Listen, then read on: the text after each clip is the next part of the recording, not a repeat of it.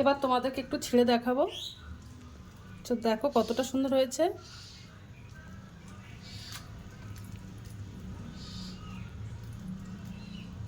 Hello বন্ধুরা, তো আমি আজকে আবার অন্যদিনের মতো নতুন একটা রেসিপি নিয়ে এসেছি। আজকে রেসিপি হচ্ছে কাঁঠালের পোয়া পিঠা।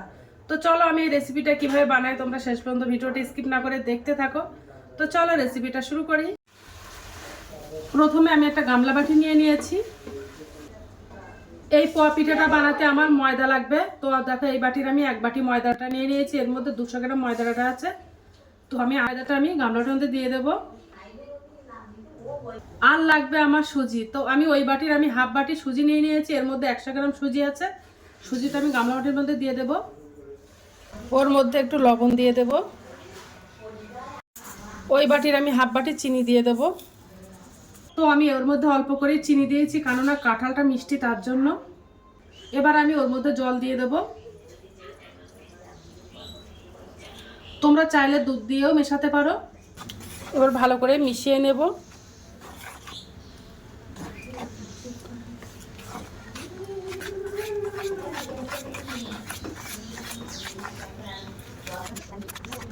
আর একটু জল দিয়ে দেব। জল দিয়ে ব্যাটারটা একেবারে নাও হালকা নাও ঘন করে নেব। দেখো ব্যাটারটা বানানো হয়ে গেছে। 10 মিনিটের জন্য এবার ব্যাটারটা আমি রেস্টে রেখে দেব। এই পোয়া পিঠাটা বানানোর জন্য আমার কাঁঠাল লাগবে। তো দেখো আমি কাঁঠালের কোয়া নিয়ে নিয়েছি। এবার আমি মিক্সার গ্রাইন্ডারে দিয়ে মিক্সার করে নেব কাঁঠালের কোয়াগুলো। তো দেখো আমি এই কাঁঠালের কোয়াগুলো নিয়ে নিয়েছি। এই কাঁঠালের কোয়া থেকে এই দানাগুলো আমি বার করে নেব।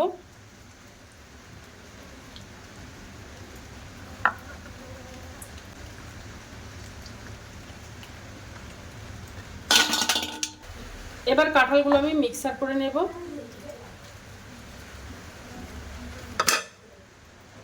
দেখো কাঁঠালটা আমি একদম মিহি করে পেস্ট বানিয়ে নিয়েছি। 10 মিনিট হয়ে গেছে, সুজিটাও ভালোভাবে ভিজে গেছে। এবার যে আমি কাঁঠালের পেস্ট বানিয়ে নিয়েছি ওটা দিয়ে দেব।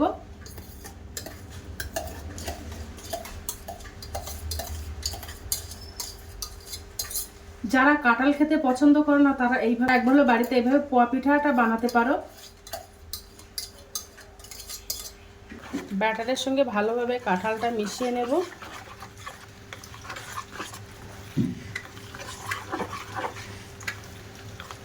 একটা বানিয়ে নিয়েছি, একবার নাও হালকা নাও ঘন করে। এবার আমি 1 চামচ মৌরি নিয়ে নেব। মৌরিটা দিলে এই পিঠাটা কিন্তু খেতে খুব ভালো লাগে। এর থেকে একটা যে কাঁঠালের গন্ধ, সেই কাঁঠালের গন্ধটা থাকে না। তার জন্য এবার আমি 1 চামচ মৌরি ভালো করে গুঁড়ো করে নেব। এবার আমি একটু হামানদিস্তায় ফেলে গুঁড়ো করে নেব। দেখো গুঁড়ো করে নিয়েছি ভালো করে। এবার গুঁড়ো করা মৌরিটা দিয়ে দেব। দিয়ে ভালো করে মিশিয়ে নেব।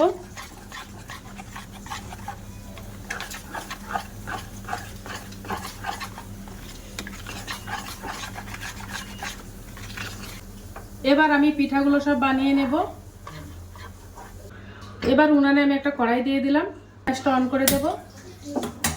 তেলটা গরম হয়ে গেছে।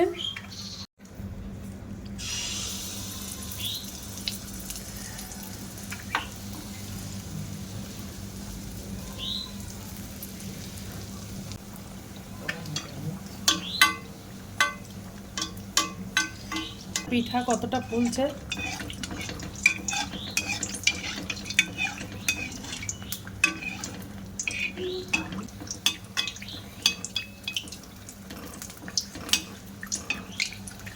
একটু লাল লাল করে ভাজা করে নেব।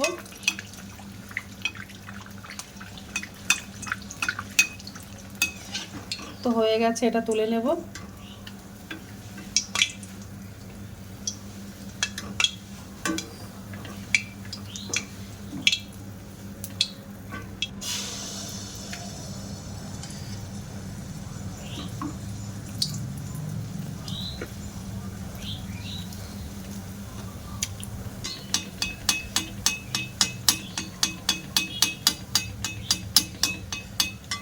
প্রত্যেকটা পিঠা দেখো কতটা ফুলছে।